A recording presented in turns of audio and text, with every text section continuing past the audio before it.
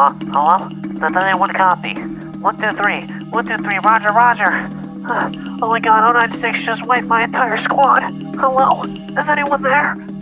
Yes, hello? Oh my god, are you okay? You okay, man? Oh yeah, I think I'm fine. Alright, good, bro, alright. Stay put, okay? I'm gonna find you. Where? What the heck? Oh no. I'm coming for you, man. I'm coming for you. Come out with your hands up! Oh no.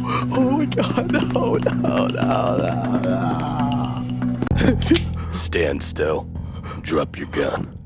Drop the gun or I'll blow your head off. You don't have to do this. You don't have to do this, please. Please. No. That's a lie, and you know it. There's no going back now.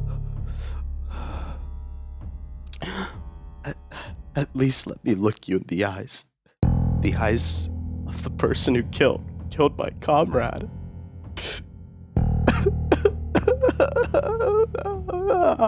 Oh, God.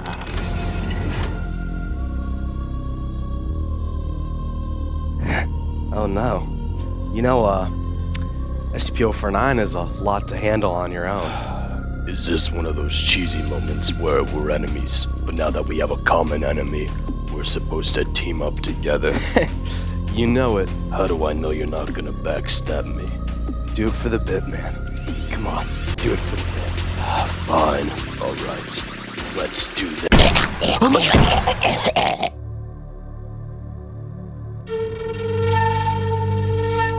Mercy is a risk. Terminate. Cleanse. Move on. In the facility of SCP Secret Laboratory, there remains a constant battle unfolding during an active containment breach. A clash of three factions, all at each other's throats in the heat of the moment. There exists the Foundation forces, composed of scientists, facility guards, and MTF. Scientists flee the facility, undergoing chaos and death, to preserve their own life in hopes of escape and survival.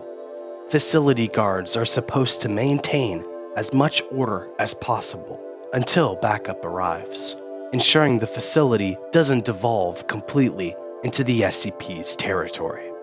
MTF are sent into the facility to recontain any escaped anomalies and take care of external threats. Then there exists the militants, composed of Class D and Chaos Insurgency. Class D take advantage of the weakened state of the facility, jumping at the opportunity of escape and freedom, making their way through the dangers of the Foundation, all in the efforts to gain said freedom that they lost years ago. Chaos Insurgency also take advantage of the chaos in the Foundation, but for a different reason. They storm the facility, trying to steal SCPs for their own benefit and exploitation amidst the chaos and panic, eliminating any threats that stand in their way. Lastly, SCPs breach the containment, seeking their long-forgotten freedom. They've finally been given a chance to fight for the life they so desperately crave, and they won't give it up so easily, killing anyone and everything to ensure they have a future outside of the walls they've been contained in for so long. Yet, the game has been this way almost since its creation, having merely these three factions going against each other. What if we were to add a new faction to the game? Something new to entirely spice up gameplay, interactions, and how each and every game plays out. Well, this doesn't have to be a far-fetched idea. We can make this a reality, with a class beloved by the SCP community that brings terror into those who face them. They destroy and neutralize everything paranormal, and everyone that gets in their way of doing exactly that. Say hello to the Global Occult Coalition, otherwise known as the GOC.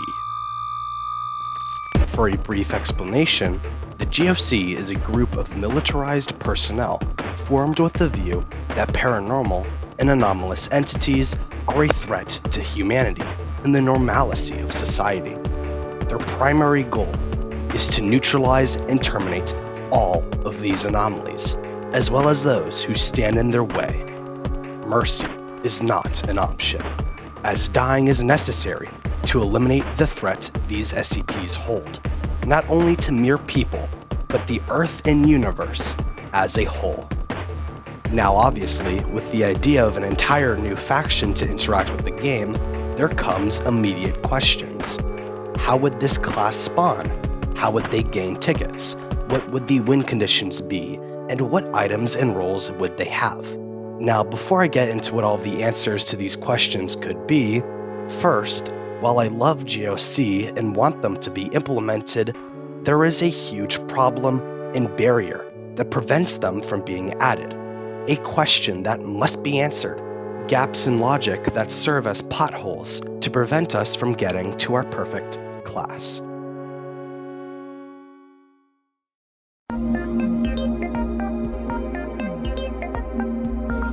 I confess I might have been misleading.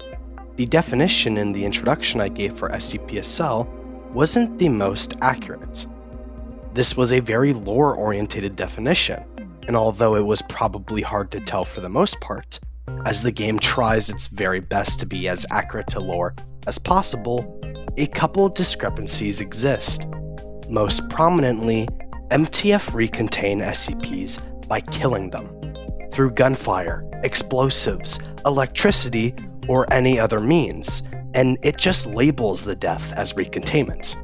In addition, Chaos Insurgency don't actually take SCPs for their own advantage, but rather have to kill them off and protect Class D from them. The entire purpose of GOC is to terminate and kill SCPs, as they see these creatures as nothing more than a threat, while the SCP Foundation takes much more of a moral approach and seeks to protect and isolate them from society. This leads to two, while in some places overlapping, very contrasting goals. Yet within SCP-SL, with killing SCPs and recontaining them serving as the same thing, these goals align. GOC would be almost, if not exactly like MTF, with any way we design GOC doing a little to change how parallel they are. This problem is rooted within the entirety of SCP-SL as a concept, and at an initial glance, it really looks like there's no way to go around it. Should I make an entire video completely changing how the game works and just hope it doesn't spark division? Or should I give up? Well, if you think giving up is how we do things around here, then you'd be right. This is way too hard for me to figure out. Until next time, see you on the flip side. Okay, obviously I'm kidding, and obviously I found and offered a workaround to this. But before I discuss this workaround and all of the aspects to GOC, I really want to ensure everyone understands the facts that, while I will be going over tokens, win conditions, this workaround, and a bunch of nerdy stuff, I am by no means trying to pitch it as the only solution. If you dislike how I implement GOC, that's perfectly fine. But with these videos, I want to pitch a complete idea. It feels too wrong for me to just acknowledge that a problem exists and then do nothing to solve it, and only pitch in to give ideas for all the fun stuff. If you disagree with anything, please, I encourage you to just reimagine it how you see fit. Now, without further ado, let's get into the nerdy statistics of GOC that explain this workaround that I figured out. And then after that, we will completely wrap everything up nicely by suggesting what classes and items the GOC would have. In all honesty, I believe the win conditions are going to be the hardest part to go over here. The GOC aims to kill SCPs, so it's pretty straightforward that they would want to kill the Chaos Insurgency, due to them trying to exploit SCPs for their own benefit and lore. Yet, MTF and GOC become a blurry line, for reasons previously stated. So, how do you go about making win conditions? Well, I can go ahead and pat myself on the back, because I had two ideas for how GOC could be implemented and put it to a poll where you got to decide. This decision is powered by the community, and I believe makes it much more stable and secure as a suggestion. I and 162 other people believe the best way to go around this would be to allow the GOC and MTF to work together, but incline the GOC to work against the MTF occasionally. The GOC will be required to kill SCPs and Chaos Insurgency, no doubt, but MTF and GOC could coexist, the round ending when both classes remain. During the rounds, the amount of damage done to SCPs will be tallied by each side, and when the end of the game occurs and both classes are alive, whoever has the most damage dealt to SCPs will win. And evidently, if GOC are the only remaining class, they will win by default. But wait, this sounds boring. Which class wins feels like a factor depending on luck, and GOC will obviously be at a disadvantage because they will appear way later in the game, compared to MTF and Foundation forces. In addition, there is no incentive for GOC to turn on MTF unless they plan on killing them all. This is why, in addition to everything I said previously, for every MTF the GOC kills, it will add to this damage tally. This will give GOC an edge, allowing them to climb their way back up. It will give them the opportunity to partner with the MTF, while at the same time being able to award them if they kill MTF or stab them in the back. This should create unique interactions and strategies where the teams can't trust each other fully, yet the MTF are inclined to work with the GOC, but the GOC is only somewhat inclined to work with the MTF. On this note, let's get into the tokens. Tokens, while an easier topic to go over, still pose some level of difficulty. They are an interesting thing to go over, as there is no civilian class for the GOC to escape. So, how would tokens even be gained in the first place? This leads me to believe that since the GOC specialize in the termination of anomalies, their spawn should be dependent on how easy SCPs have the game, as well as other factors such as how many SCP items are used, since the GOC aims to prevent the exploitation of SCPs. I personally feel that the GOC should only be able to have one spawn wave around, and the spawn wave should never be able to be the first, allowing for a great variety of classes in the facility before they steamroll in. The GOC will gain tokens the more SCP items are used, and the more the game progresses without SCPs having a decent dent in their health, until the tokens reach a tipping point, some random number, where they are forced to spawn. To add variety, the GOC would spawn with the smallest number of players out of any spawn wave. This would be further justified by the GOC's powerful equipment. A number I found that works is 20% of the server size, which statistics for will be shown on screen. A dead server with 5 players would spawn 1 GOC. A mediumly populated server at about 10 players spawning 2, 15 players spawning 3, and 20 players spawning 4. A well-populated server at 25 players spawning 5, 30 players spawning 6, and 32 players also spawning 6. This showcases a pretty fair percentage of the server compared to the total server size. The roles and items we are about to discuss will further justify this lower amount. To add some more information, I believe GOC would be able to escort Class D or scientists to build the size of their group, but it wouldn't contribute to another spawn wave. So, Extra Byte 5. You've booked this therapy session because you feel like this game has lost its spark. Huh. Can you get a little bit more into that and where it started? Well, I guess it started years back. It was nice. Fun even. There wasn't a day I couldn't count on it. Every interaction clashed with each other so nicely, and I felt encouraged to just goof off, and I felt other people were encouraged to do the same. Barely anyone took things seriously.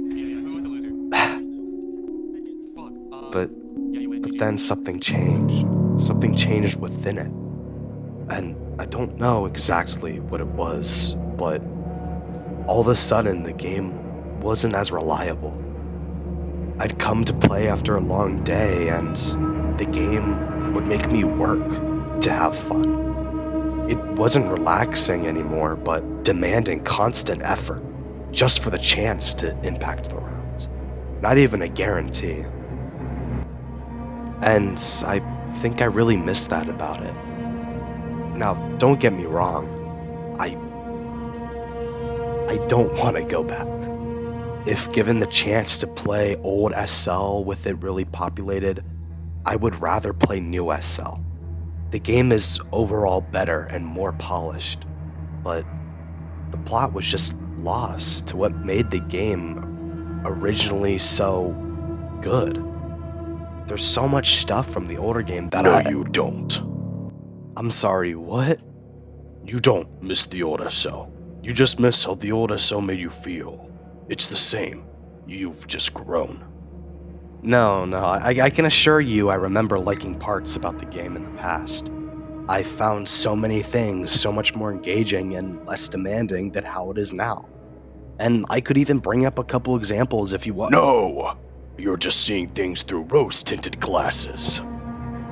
I don't believe I am. You're wrong.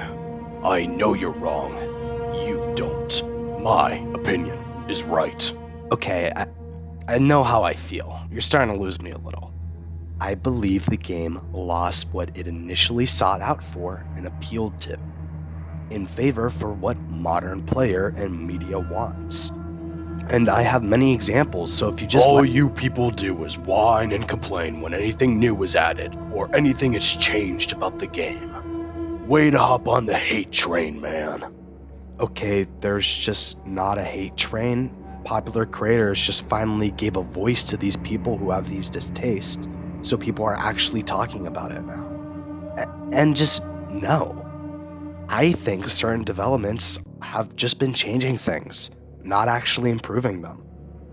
It's so vastly different, but let's go on to that topic. I think this game has been in a reworking state for a while, where a lot of things have been hyper-focused on, and others have been left to die. I'd love to see some attention to these areas and some new content. Oh my god, it's always about the new content, huh?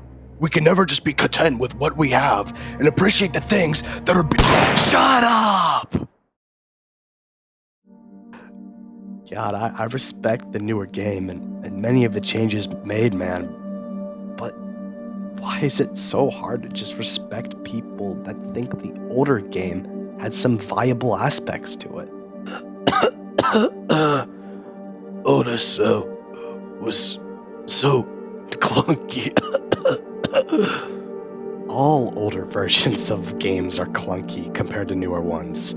Games naturally get polished over time. This isn't an idea unique to SL. And really, no one was saying the old one was completely polished. People just like older aspects. I can only hope that one day, someone like you will finally accept that there were just good things to take away from the older game.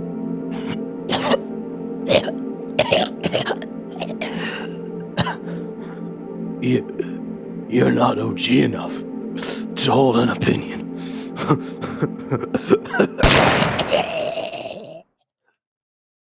One day.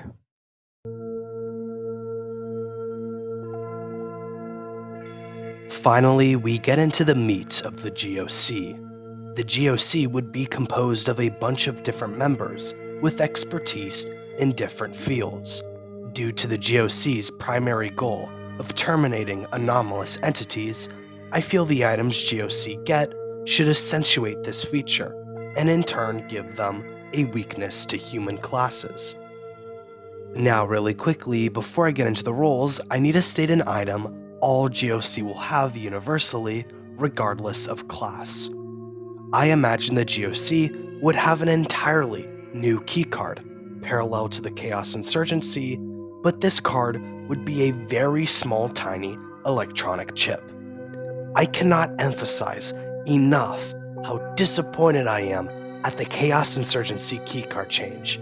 The design of it being an electrical chip that would hijack and hack keycard readers into not that. I think this would be awesome to re-implement with the GOC and would work well, being smaller and gray, a tiny chip that you would put on keycard readers to hijack it. The militaristic group of GOC would stand strong in the face of triumph in battle, and strive off of the skill set diversity of their group. Due to this, they are composed of explosive experts, striving off dealing with special weaponry and dangerous explosives. This grants them a unique skill set that pertains to not only some SCPs, but some precautions. The explosive expert would wield a completely new and not yet seen shotgun, capable of dealing heavy blows in short periods of time. As a sidearm, they would also have a small grenade launcher type item. This firearm would thrive off a rapture effect, where the grenades, on impact against a surface, would detonate to deal extra damage. These explosives would excel in dealing with SCP's Hume Shield, dealing low damage to base health, but immense damage to Hume. As a plus, this can be used in hand-to-hand combat, where if you're dealing with curved rooms, you can shoot a wall for the explosives to hit an unseen enemy. One item this expert holds is a decently asked for feature, being a grenade. But not just any grenade, a cookable grenade. This grenade would look more technical, with a glass window looking inside. This glass window would look into a fuse, so when you pull the pin of the grenade, you will see the fuse ignite and slowly burn towards the center, giving you a direct sight of how long you have until the grenade explodes. Another item could be a smoke grenade. Dropping the grenade, puffs of smoke clouds would flood a space slightly smaller than SCP-244, Grandma's Ashes, for a limited amount of time. This would aim to temporarily confuse SCPs, prevent an escape route, or hide an ambush on them. Lastly, I present a unique piece of armor, blast-proof armor. This armor would serve as far more protection for a player regarding explosives, electrical components, etc. This would defend grenades, jailbirds, particle disruptors, micro, and etc. It would serve to nullify these damages while offering little protection to SCPs and bullets. The remaining items of this class would be the hacking chip, a medkit, and painkillers. The GOC is aware of the security measurements and many SCPs that take place in the facility. The Foundation primarily runs on technological advancements, gates, keycard readers, electrical doors, elevators, Teslas, and much, much more. That's why I have the electronics expert to introduce, someone who specializes in the hijacking and exploitation of electronics. The electronics expert would wield a completely new burst rifle, a gun that when fired, shoots 3 quick shots. While this is a completely different idea from anything we've ever seen in SL, I think it could play out interestingly, and reinforce learning new gameplay strategies and playing different. For the first item that the electronics expert would have, I have the EMP. The EMP would serve a multitude of functions, being a small gadget you can equip. Each use would require a recharging phase between them to separate uses, preventing it from being overpowered and encourage players to use it strategically. What does the EMP do, I hear you asking? Well, if you use the EMP to a locked door, the door will be forced to be unlocked. If you use it on an unlocked door, the door will be temporarily locked. If you use the EMP on an elevator, the elevator will become temporarily locked. Lastly, but certainly not least, if you just use the EMP passively, if SCP-079 is looking into the room you activated your EMP in, this would work to override and disable the computer for a brief period of time, similar to the ghost light, but definitely weaker. The GOC's gear themselves would be immune to this EMP. This would serve to give roles some sort of ability to interact with the facility themselves, as well as add another way to counter SCP-079. This isn't where the roles adding some of the most widely requested features end, however, as being an electronics expert grants them the opportunity to have night vision goggles. Night vision goggles would work very similarly to the goggles SCP we see currently, counting as an item in the inventory separately that you can put on and off yourself. You would not be able to wear SCP-1344 and the night vision goggles at the same time. To make it not incredibly unfair and put flashlights and night vision scopes in a grave, even though they already are in one, I imagine the goggles would have a vignette around the edges of solid black, giving huge blind spots in the edges of your vision. The other items this role could have could be a medkit, adrenaline, radio, and combat armor. While the other classes serve to be of termination to SCPs, what about a role that incapacitates them? Makes SCPs easier to manage and counter, rather than straight up termination. Well, say hello to the Sedation Expert, a role that strives exactly on that, and that also serves to be able to clean up any alternate threats that pose an obstacle to the GOC's goal. The Sedation Expert could wield a small automatic rifle, slightly weaker from the ones we see currently in game. As a melee weapon, the Sedation Expert could hold a stun stick. It would require close quarters. Hitting an SCP, the SCP and player who attacked them would both be locked in place temporarily. The SCP due to the electricity keeping the SCP in place, and the GOC needing to keep contact with a stun stick to electrocute. This will last a mere couple of seconds, leaving the SCP temporarily vulnerable during the time they cannot move, and the GOC vulnerable as they cannot move or switch items. Once the stunning is done, the SCP's vision can be temporarily blurry, and the GOC's stun stick will be on a recharging cooldown, taking some seconds before it can be used again. With all this in mind, the stun stick would also just deal a low amount of damage. In addition, during this recharge stage, using the item would just be a normal melee item, dealing low levels of damage without the stunning effects. Next, we have the Thaumic Implanter. Serving as another melee weapon, if you attack an SCP with the melee weapon, you inject this implanter into them. You would only have one of these items, and it would only have one use. Being implanted on the SCP, it would prevent the SCP using any anomalous effects for a decent bit. SCP-106 couldn't sinkhole or go through doors. 173 couldn't tantrum or use breakneck speeds. SCP-096 would not be able to contain their crying. SCP-939 couldn't use their amnestic clouds or stolen voices, and so on. After this period of time, the implanter would lose battery and detach from the SCP, granting their anomalous abilities back. In addition, SCPs would also be able to assist their teammates, being able to pull this implanter off of their SCP teammates to stop its effects early. Lastly, the Sedation Expert would have absorption armor. This would serve with an effectiveness slightly below light armor, but in addition, when attacked with any melee attack, would consume 50% of that damage. You would still take 100% of the damage, but 50% would be stored within the armor. After 3 attacks, the suit would project armor onto the aggressor, dealing all the damage at once. So for example, let's say you got hit 3 times by 939, dealing 20 damage per swing, 60 overall. On the 3rd hit, 30 HP would be dealt to the SCP. After this counterattack, this suit of armor would go onto a recharging cooldown for a temporary amount of time before it can function again. During this recharge state, it just serves as a piece of armor.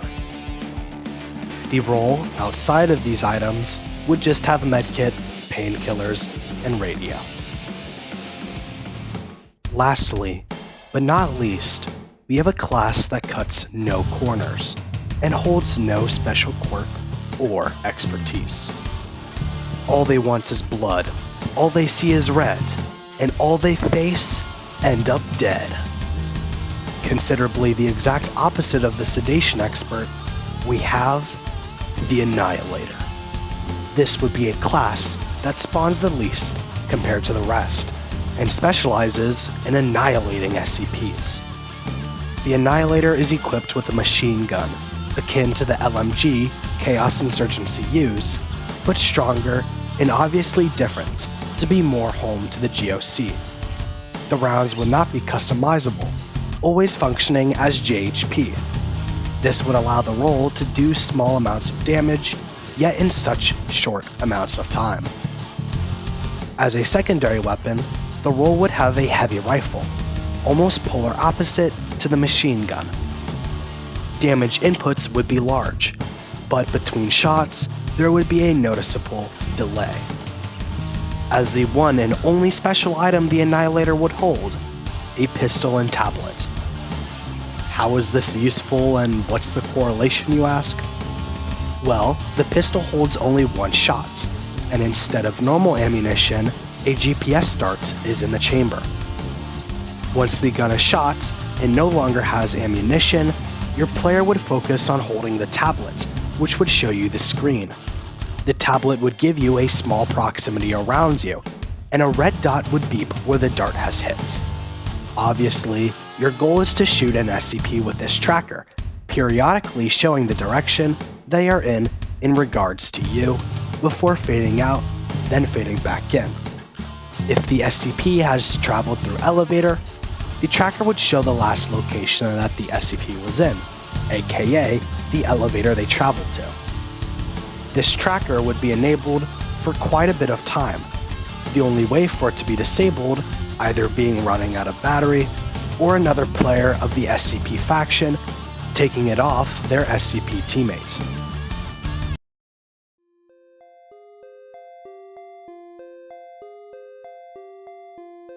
So we added a new class.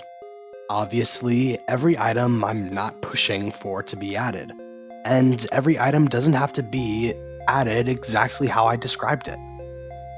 There could be more items, less items.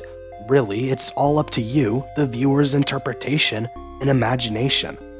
I wanted to provide a bunch of ideas that I think could work in actual gameplay, but at the very least, would just spark discussion about the idea of their existence, and at the chance of getting something new and unique like them added to the game.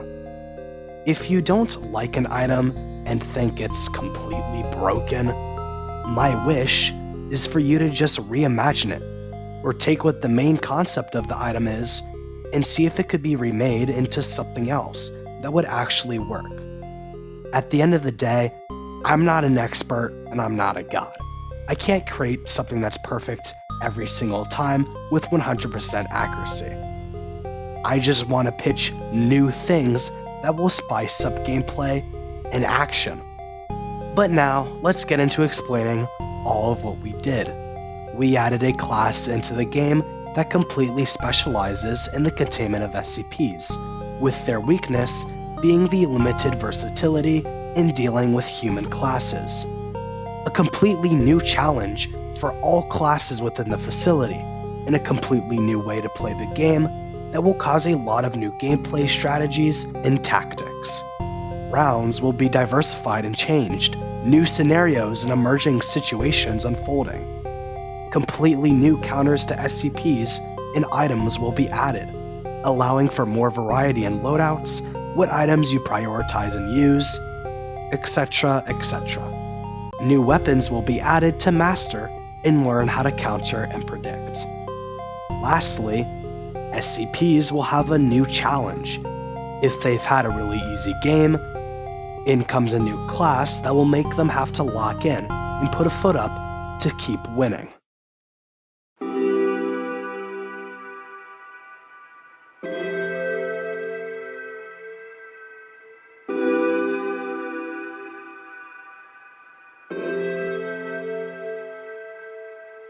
So at the end of the day, this was an interesting and unique look into the idea of GOC. Anyway, we've found ourselves at the end of the video. A little treat to all of you who have watched this far, this isn't a one-off episode. I have a very loved faction planned for the next video. Yet now, I must go. Good afternoon, good evening, and good night. And until next time, see you on the flip side.